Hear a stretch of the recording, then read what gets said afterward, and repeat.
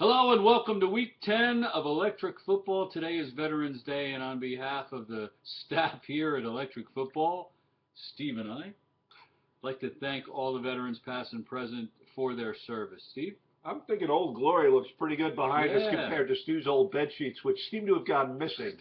Our sets disappeared. If anybody bid on some game-used electric football set equipment, you'll know that it's the legit We've stuff. been pinched. Bye week for the Falcons, Colts, Chargers, and 49ers. All of them could use it, let me tell you. Yep. Undefeated teams this right now. Panthers, Bengals, Patriots. The Yep. furthest in the season that the NFL has ever gone with 3 undefeated teams. And now on to the games. There's your facts. Now on to the games. Oh, and by the way, FanDuel and DraftKings, it's gambling. Anybody that wants to argue it isn't is an idiot. When you bet on something and you win money, it's gambling. That's right, and I bet our picks suck. Yes, they will.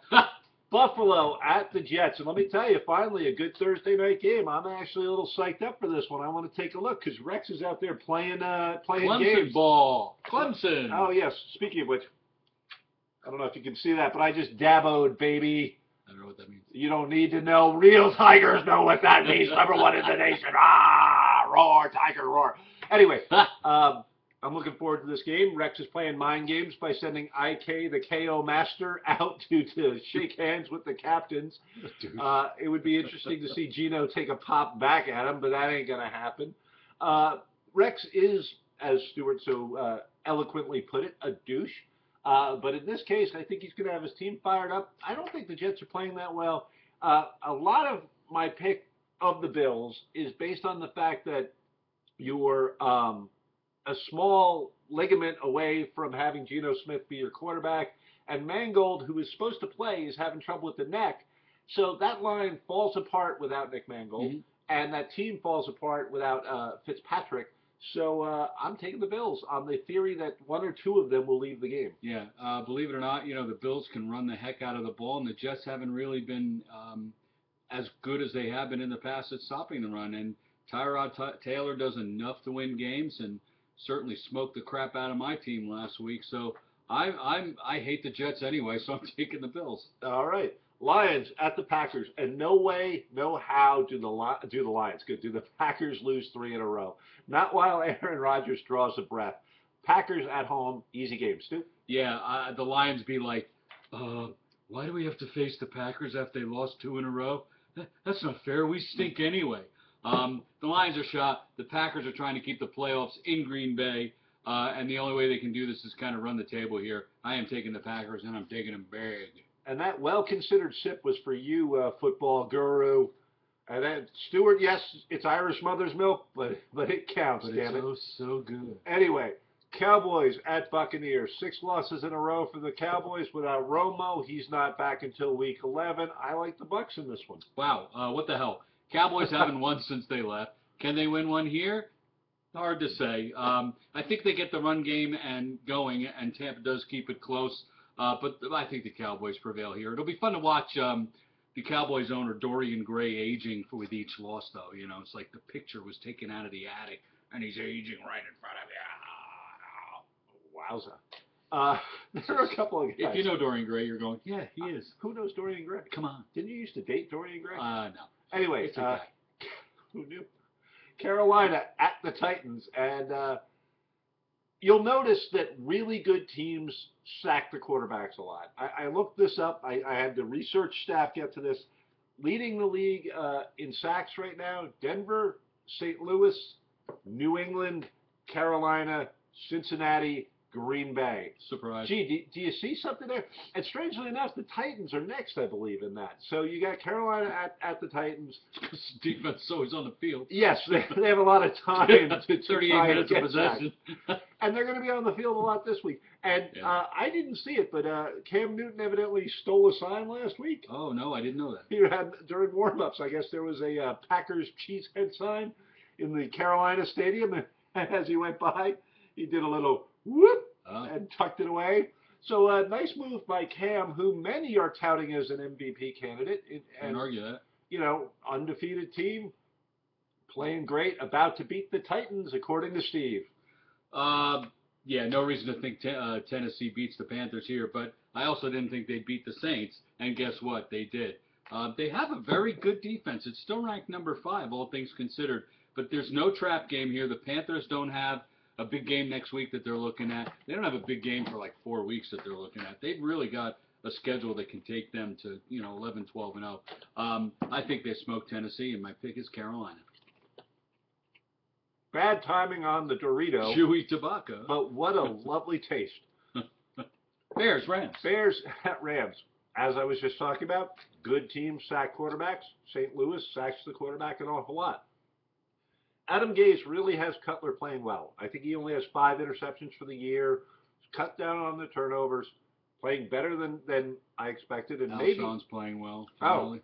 It's as if there's only the 2 of them. Yeah. If you watch that game, I mean, Jeffries is big and fast, and I would target him every damn time too. There's no reason not to in that case. But it's not enough to beat a complete defense like the Rams. Mm-hmm. The Rams don't have to do a lot on offense in this game to win it. Give me St. Louis. Yeah, I mean, I don't know how the Rams are doing this. They have the second to last offense in the entire league. And how do they win it? With this defense. I mean, they're 4-4. I thought they had more wins, but they're only 4-4. So I was jumping up and down excited about them, and then I was like, nah, they're 4-4. But I think Gurley has a big day here against Chicago. They're home. And I think they blow Cutler away with 4 picks. That's my guess. 4 picks. Okay. Saints at Redskins. And ever since RG3 went into the witness protection program. You said Redskins. I did. I'm sorry. What a wrong day to do that, too. Anyway, the team from Washington, ever since RG3 went into the witness protection program, I've been picking against them. And I'm not going to do it. This is the week that I picked the team from Washington, Woo! The Senators. The football team of Native Americans, because the Saints defense is just horrid. I mean, they're just absolutely horrible. They had a brief moment there where it looked like the Saints had put it together, and I jumped back on the old, oh yeah, they can do it. Nope, I'm off. Give me the team from Washington fairly easily in this one. Kirk Cousins is undefeated at home, I believe, this season, and there's no reason to think that they won't be undefeated again. However, I think Drew Brees is the better quarterback, gets it done, and I think the Saints win. So I'm going to go against you there. Reasonable argument. All Argument. All right, Stu. Dolphins at Eagles. All right. Why am I picking Miami here? Because I'm drunk. No, I don't know. I haven't picked them in 4 weeks, and I just got a gut feeling this is a game that can kind of break the 2-game losing skid here. I think they've been slapped around a lot in the last 2 games, and God, if you have any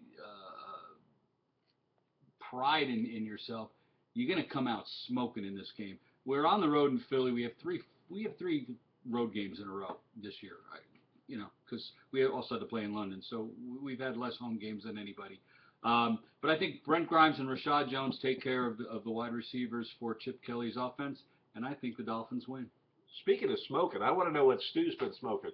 So you're on the road after a crushing divisional loss. Makes no sense, I'm telling you. No, it doesn't. It doesn't. Watkins burned you, and now you're going to shut down Matthews and Zach Ertz. Because of pride. National pride. Happy Veterans Day. Yeah, it ain't happening, folks. Take the Eagles in this one. I think the Eagles take it pretty easily, and ASPCA has to come after them for Dolphin beatings. Stupid Viking. Yeah, well, wait till you see what I do with my own team. Anyway, Browns at the Steelers. And, boy, the Steelers just can't stay healthy. But give me the Steelers with Landry Jones, because Landry Jones, believe it or not, may be better than the last 4 number 1 picks the Browns have made at quarterback, which would be Couch, Quinn, Whedon, and Johnny Jam Boogie, or whatever the hell he is, because he hadn't been Johnny Football so far. Mike Pettin seems to really hate him. Like Pettin, they're 2-6, 2-7, and Pettin's like 1-1. What the hell are the Browns right now? Anyway, doesn't matter. And Pettin's like, well, if McCown's healthy enough, he's back in. McCown is 36. McCown is not your future. Neither is Manziel. Yeah, but playing Manziel does one of 2 things. You either you give him a couple of weeks and you fully establish that he is not the future, or you give him a chance to maybe play his way into a trade to somebody else. Yeah, you are 2-6, yeah. Maybe somebody looks at him and goes, I like what I see. I can develop that. I'll give you a couple of late-round picks for him, because right now sitting his ass on the bench isn't doing your franchise any good, and it isn't doing his trade value or his development, one or the other, any good. The Browns are the most clueless and have been since '99 and long before actually. But I think they're the worst franchise in the NFL. They have been for a long time. What was Miami's it? number 2. What was it? The one guy wrote in his will. It was like, and I'd like I'd like members of the Cleveland Browns to be my pallbearers so they can let me down one more time. Good stuff. Yeah, I'm taking the COs too. In-depth analysis from Stu Pace. There you go, Jacksonville at Baltimore, and these are 2 teams, 2-6 teams, and I think they're headed in exactly opposite directions. I think Jacksonville is on the rise, and I'd like to hear in the comments section, if anybody does watch this and wants to comment, teams that you think are on the rise, like seriously on the rise for the end of this year and the beginning of next year.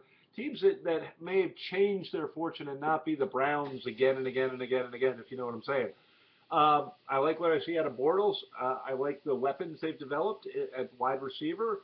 I think Baltimore is depleted. I don't think there's a way that they win this game. I like Jacksonville, and I like Jacksonville to become a middle-of-the-pack team, which for Jacksonville is a big step up. Well, I'm taking the Ravens here just based on the fact that they're home. They've been on the bye. They're well-rested. And Jacksonville's not quite there yet. However, I think it's going to be a very, very close game. I agree Jacksonville's on the way up. Bortles, I like Bortles coming out of college. I like what he can do with a little better offensive line. They've got enough defense now with a couple players. They're not many players away from being a very good team. Right now, they're on the border of being a good team. They're just finding their way. I like what they're doing, and I hope they don't move to another city where that kind of screws their ascending rise up. So, but might actually give them some fans in the stadium. Well, that's true too. Vikings at Raiders, and talking about teams on the way up, both of these teams are, but the Raiders seem to be on the way up just a wee bit faster, to be perfectly frank. Now, a lot of this is going to come down to Teddy Bridgewater's health. It's Wednesday night. We don't know what that's going to be. He went a little sleepy by after a cheap shot by a Greg Williams coached defensive player. What is with you and your Bounty Gate nonsense? Hate him. Leave my Vikings alone. But assuming Teddy plays, I'm still picking the Raiders. Okay. Crabtree, I like what Carr is doing, and Amari Cooper has been all that and another Frito, if you know what I'm saying. I think I just coined a term. Well, so that and just my negativity against my own team, who are playing well, but not really. I mean, they're winning, but not impressing. If that makes any sense. Yeah, they're another team that's on the rise. They're not quite there. The Raiders might be a little further ahead, which is one of the reasons I'm taking them here.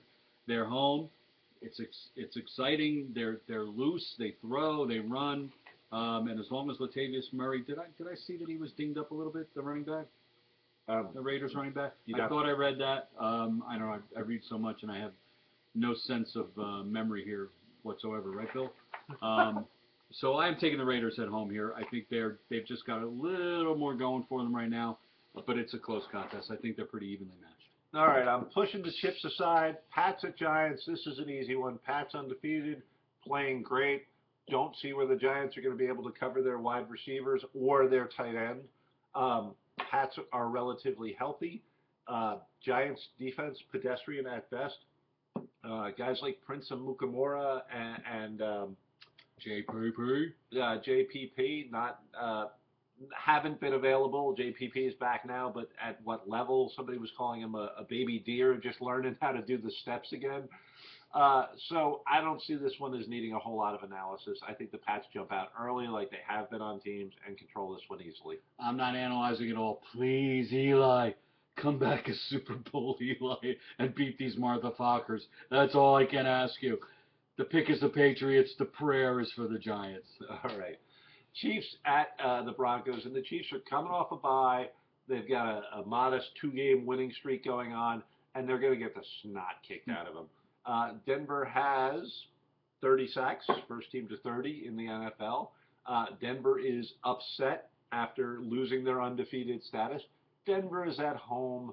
Broncos defense just mauls the Chiefs, and they win. Yeah, they got the loss out of the way. They get back on their horse, and they ride away Take the Broncos. Take them big. Throw money on that one. All right. This is not FanDuel. Another good game is the Cardinals at the Seahawks. Oh, yeah. And you know what I'm going to say? Bird fight! Anyway, Oh, I'm surprised I didn't. what's really amazing about these two teams is neither one has beaten a winning team yet. Ah, interesting I statistic. know. There's a little stat for you. So I was trying to look at their wins and trying really to get, to get a feeling for which team had the better. Neither one of them has good wins. Cardinals have looked very good offensively, which is not something you're used to saying. Right. Seattle has looked discombobulated offensively, but Seattle is at home. You have the 12th man advantage. I like the Seahawks in this one. I like them to be able to run the ball. I like Russell Wilson to make big plays on third down, as is his want. Mm-hmm. I like Seattle. Yeah, the Cardinals, in Seattle isn't a pick you almost go, oh, thank God, this is the pick I've been waiting for all season long. However, Seattle's been so inconsistent with their team this year, both on offense and on defense. And really, the key to this whole thing for Seattle, if they're to win, is that Russell Wilson has a big game, both running and passing. He certainly can do it, but this is a tough defense to do it against. I'm going to go out on a limb, and I'm taking the Cardinals. Okay. We finish up with the Texans at the Bengals. Bengals, obviously, another one of the undefeated teams, scoring mostly in the high 20s to mid 30s. Texans averaging about 20 points a game. I mean, really not putting up any. The only thing you could go, oh, the Texans are going to be psyched because Andrew Luck is hurt, and now, the AFC South is up for grabs. It was up for grabs when Luck was there. Yeah. I think maybe less up for grabs now that Hasselbeck is in, because clearly Luck has been dinged up all year, and lacerated spleen. How do you come back from that this year?